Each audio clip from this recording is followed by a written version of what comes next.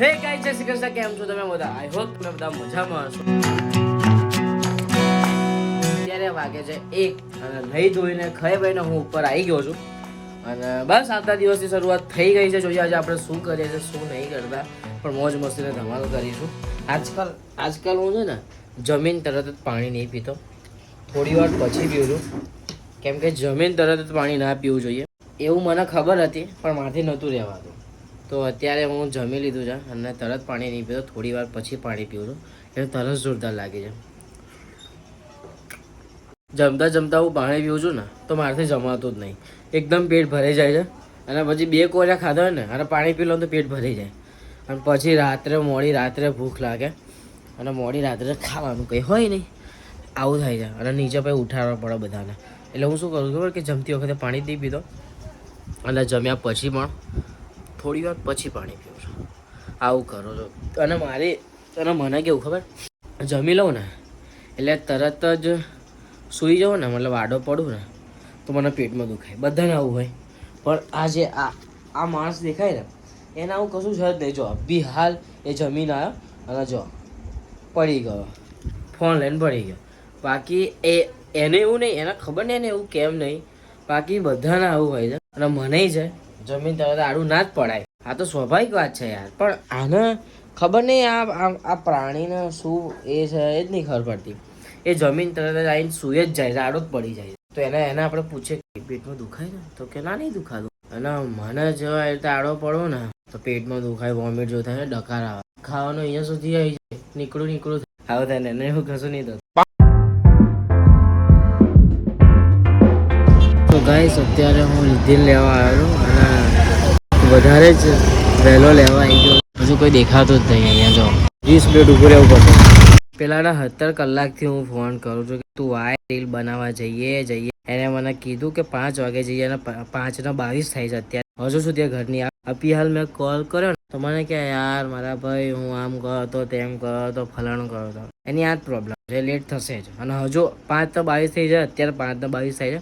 જોઈએ કેટલા વાગે. એક તો ત્યાં રિદ્ધિને લેવા ગયો, એમાં લેટ થઈ ગયું મારે. અને એમાં એ ગાડીએ શું કર્યું, હું બહાર ઊભો હતો ને તો એ ગેટની અંદર એની બેનપણીઓ જોડે વાતો કરવા માંડી. આ તો હું ગાડી મૂકીને અંદર જોવા ગયો, તારા ખબર પડી પેલી તરફથી વાતો કરે. મેં કીધું હેણ ભાઈ મારો મોડું થાય છે ને તું. એટલે આમાં આવું થયું. હવે 5:30 થવા આવ્યા તો બનશે કે નહીં જ નહીં ખબર પડતી. એટલો ઉત્સાહી છું ને રીલ બનાવવા માટે. જોઈએ શું થાય છે ને શું. હું રિદ્ધિને સ્કૂલેથી લઈને આવ્યો, મોબાઈલમાં ચાર્જિંગ નહોતું, 10% ચાર્જિંગ હતું. ચાર્જિંગમાં ફોન મૂક્યો, નીચે ગયો, ચા એવું પીધું. અત્યારે મોબાઈલમાં 50% ચાર્જિંગ છે. હું ચા પીને આવી ગયો, પણ હજુ સુધી આશીષ આવ્યો નથી. બોલો હવે શું કરવાનું એનું? એ દર વખત આવું જ કરે છે.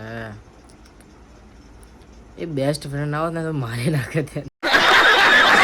કઈ નહીં, ચલો શું કરીએ. हम करे तो करे क्या, बोले तो बोले. 5:45 થવા પણ હજુ સુધી આશીષ નહીં આવ્યો.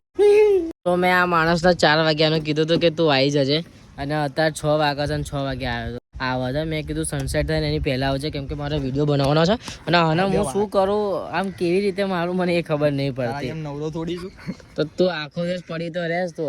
એમ નવરો થોડી છું તો તું શું કઈ ભેંસું દુવા જાસ તો? હવે મેં એને કીધું કે ભાઈ તારે આવી જવાનું છે તો પછી આવી જવાનું હોય. એમાં પથારી પીવાની ક્યાં જરૂર છે? દર વખતે આ મારી જોડે આવું જ કરે છે. શું કહું હવે એને? કઈ જગ્યાએ મારું તો મારું ગુસ્સો શાંત થાય, મને એ થાય છે. અહીંયા અમારું આમ ભાઈ હું પેટમાં મારીશ. પણ મેં યાર તને 4 વાગ્યાનું સનસેટ થઈ ગયો, હવે શું બનાવવાનો વિડીયો? એટલું મૂડ હતું ને મારું કે ના પૂછો વાત. આ તો આમ એટલી ખતરનાક એક્ટિંગ કરે ને કે મોબાઈલ તૂટી જાય. भाई साहब कुछ ज्यादा नहीं हो गया? તારા લીધે દર વખતે તારા લીધે આવું થાય છે.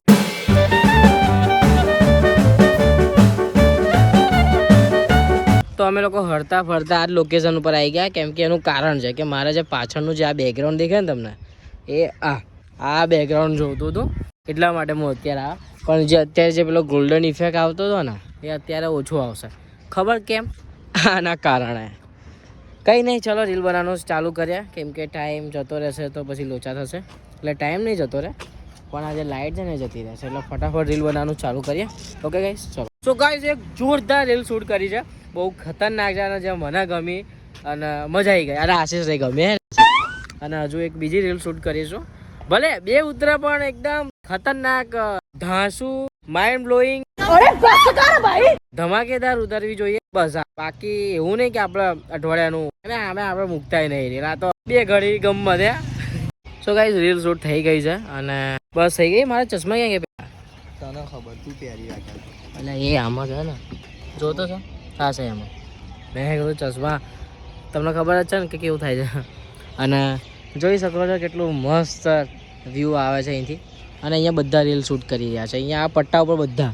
એટલે હું તમને કહું છું કે આ જે રોડ છે ને સરકારે રીલો બનાવવા માટે જ બનાવ્યો છે કે યાર અમારા કે ઇન્ડિયાના લોકો બધા અહીંયા વટવાના લોકો રીલો બનાવે ફેમસ થાય નહીં એટલા માટે. પણ આના જેવા લોકો યુઝ ના કરે. બાકી મારા જેવા તો જો કે હું એટલું રીલ બનાવવા આવતો જ નહીં. પણ અહીંયા છે ને લોકેશન મસ્ત છે ને અહીંથી આજે આના નારિયેલનું ઝાડ છે ને આજે અહીંથી જે વ્યૂ આવે ને બોસ વાહ મસ્ત આવે છે ખરેખર. મેં રીલ મૂકી છે મેં રીલ શૂટ કરી છે હવે કાલે મૂકીશ તમે જોજો બહુ મસ્ત આવશે. તો ગાઈસ અત્યારે જમવાની તૈયારી ચાલે છે. મમ્મી શું બનાવે હે મેં રીંગણ બટાકા બનાવે છે. મારા મામાએ મદદ કરાવે છે મારા મમ્મીને કે એમને બધું બહુ સારું આવડે છે. રસોઈયા છે એ આખો દેશ જોવા તો આ ડુંગળી એમને સમા આ કામ ચોર છે એક નંબરના. આ કામ ચોર છે. હા ભાઈ જો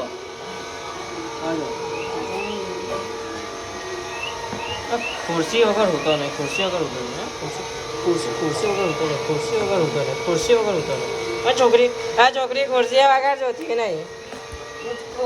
આ છોકરી જો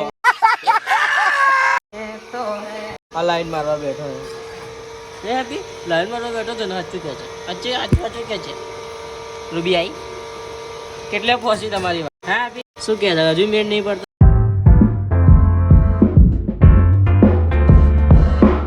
તો ગાઈસ ઘરે આવી ગયો છું અને મેં આ ટી શર્ટ લઈ ગયો કેમ કે મેં એવું વિચાર્યું હતું કે એટીટ્યુડ વાળી રીલ બનાવવાની છે ને તો પછી કંઈક ડાર્ક કપડાં પહેરી જાઉં તો વધારે મજા આવશે. કેમ કે ગઈકાલે ક્યાં પ્રીવિયસ બ્લોગમાં તમે જોયો હશે કે હું નાસિર રીલ બનાવવા ગયા હતા આના પહેલાં ત્યારે મેં છે ને એકદમ લાઇટ કપડાં પહેર્યા હતા કલરફુલ.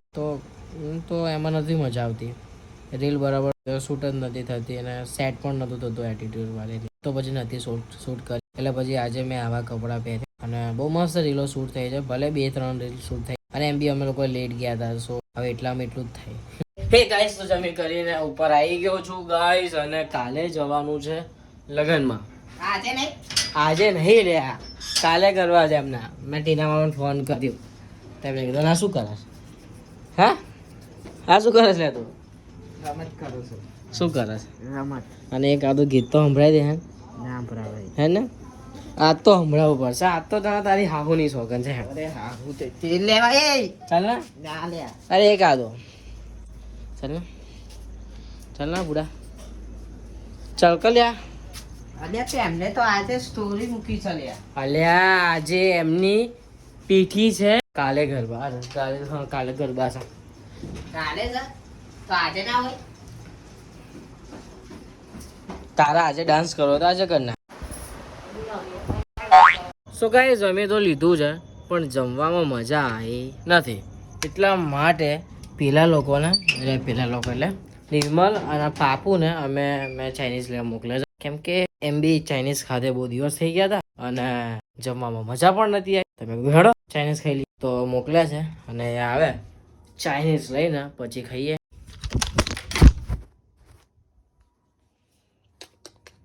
ફોન હાથમાંથી છટકી ગયો. કંઈ થયું જ નહીં ને. એક સેકન્ડ હું જોઈ લઉં. કંઈ થયું તો નહીં ને. કંઈ નહીં થયું. મોબાઈલ હાથમાંથી છૂટી ગયો. ખબર જ ના રહી ને મને.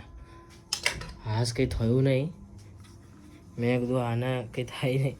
મોબાઈલમાં તો જો કે કશું નહીં થાય પણ આ હરવા તૂટી જાય તો ડખા થાય. સો ગાઈસ આ લોકો ચાઇનીઝ લઈને આવી ગયા ખાવાનું ચાલુ કરી નાખ્યો હા.